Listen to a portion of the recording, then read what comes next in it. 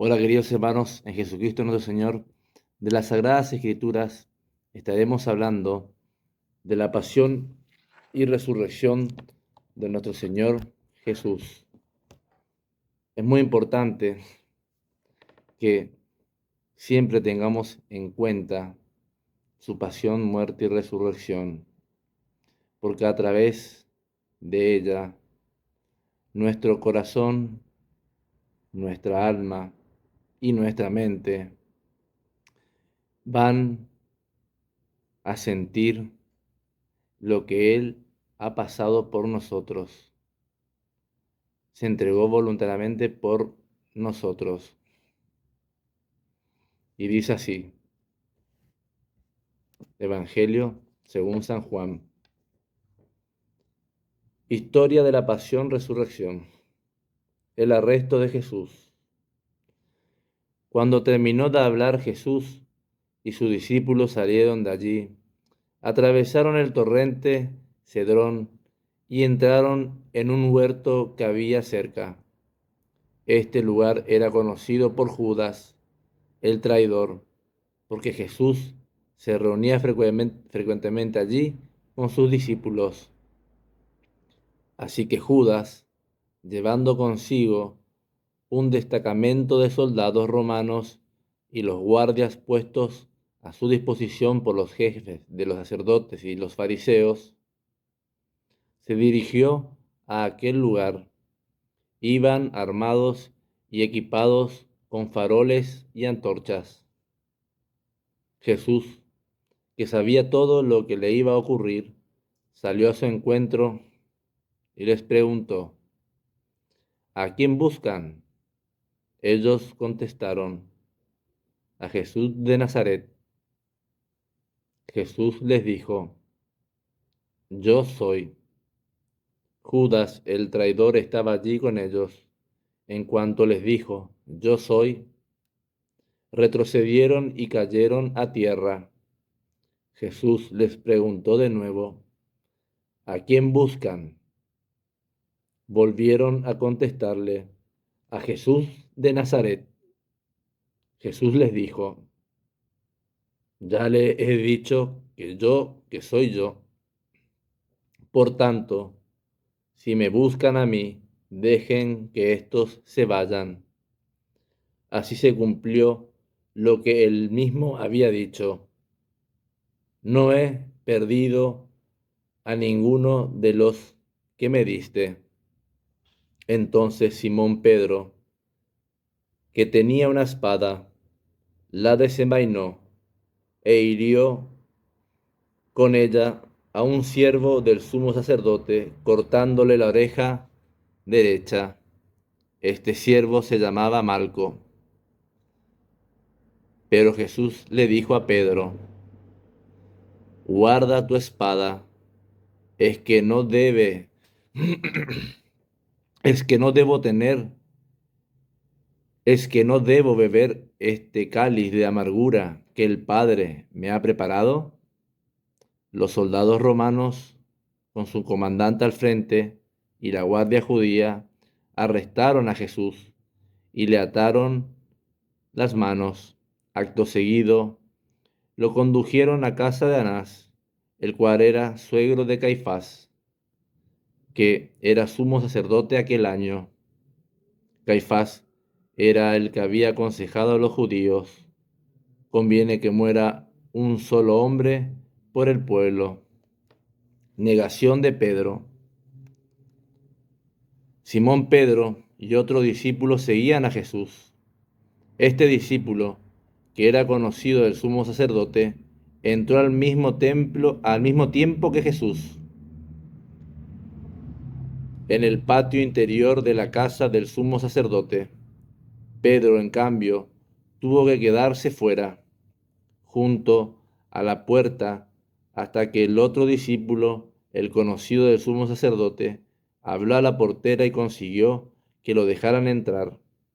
Pero la portera preguntó a Pedro, ¿no eres tú también uno de los discípulos de ese hombre? Pedro le contestó, no, no lo soy.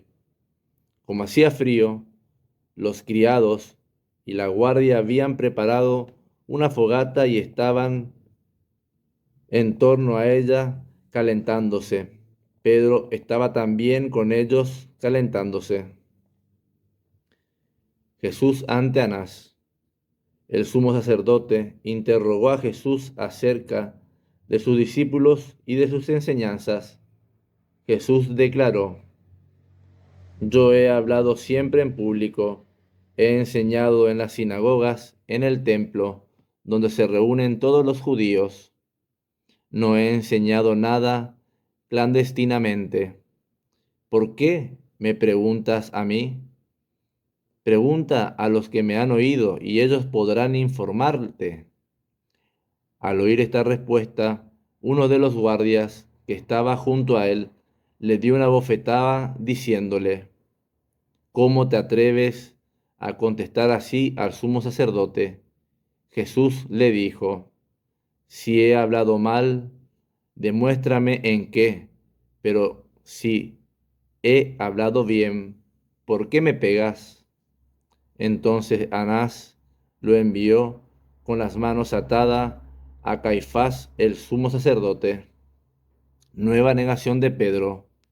Mientras Simón Pedro estaba junto a la fogata, calentándose, uno le preguntó: ¿No eres tú también uno de los discípulos de ese hombre? Pedro lo negó diciendo: No, no lo soy. Uno de los siervos del sumo sacerdote, parientes de aquel a quien Pedro había cortado la oreja, le insistió: ¿Cómo que no? Yo mismo te vi en el huerto con él. Pedro volvió a negarlo, y en aquel momento cantó el gallo. Proceso ante Pilatos.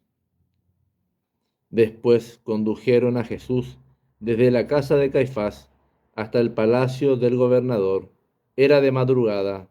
Los judíos entraron en el palacio para no... Los judíos no entraron en el palacio para no contraer impureza legal y poder celebrar así la cena de Pascua. Pilato, por su parte, salió a donde estaban ellos y les preguntó: ¿De qué acusan a este hombre? Ellos le contestaron: Si no fuera un criminal, no te lo habríamos entregado. Pilato les dijo: Llévenselo y júzguenlo según su ley.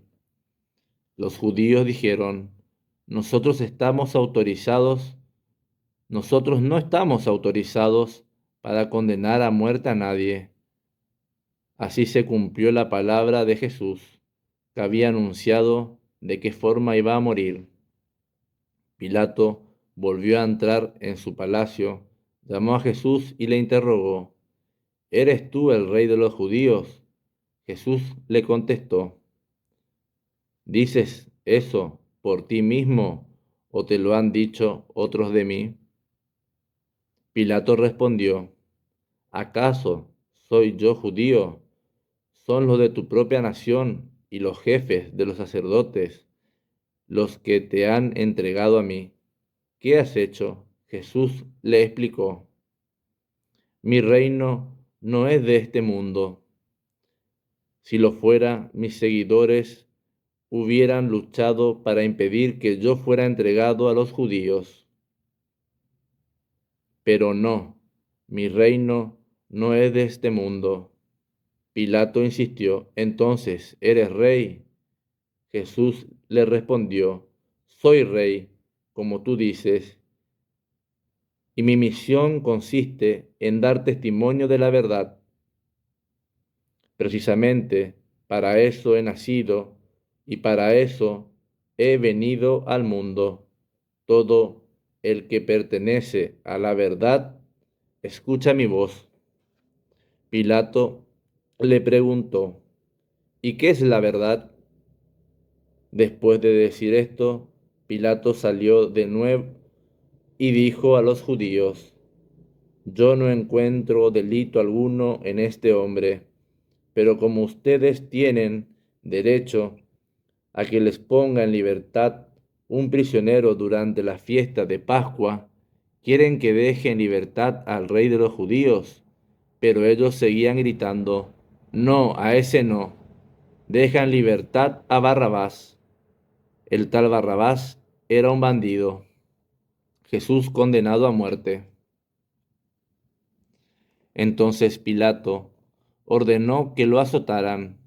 Los soldados prepararon una corona de espinas y se la pusieron en la cabeza. También le colocaron sobre los hombros un manto rojo y se acercaban a él diciendo, Salve, Rey de los judíos. Y le daban bofetadas. Pilato salió una vez más y les dijo, Miren, lo traigo de nuevo para que quede bien claro que yo no encuentro delito alguno en este hombre. Salió pues Jesús afuera, llevaba sobre su cabeza la corona de espinas y sobre sus hombros el manto rojo. Pilato lo presentó con estas palabras, Este es el hombre. Los jefes de los sacerdotes y los guardias, al verlo, comenzaron a gritar, Crucifícalo, crucifícalo. Pilato les dijo, Llévenselo ustedes y crucifíquenlo, porque yo no encuentro delito alguno en él. Los judíos insistieron, nosotros tenemos una ley, y según ella debe morir, porque se ha presentado a sí mismo como hijo de Dios. Al oír esto, Pilato sintió aún más miedo. Entró de nuevo en el palacio y preguntó a Jesús, ¿de dónde eres tú? Pero Jesús no le contestó. Pilato le dijo, ¿te niegas a contestarme? ¿Es que no sabes que yo tengo autoridad tanto para dejarte en libertad como para ordenar que te crucifiquen? Jesús le respondió, no tendrías autoridad alguna sobre mí si no te la hubiera dado de lo alto.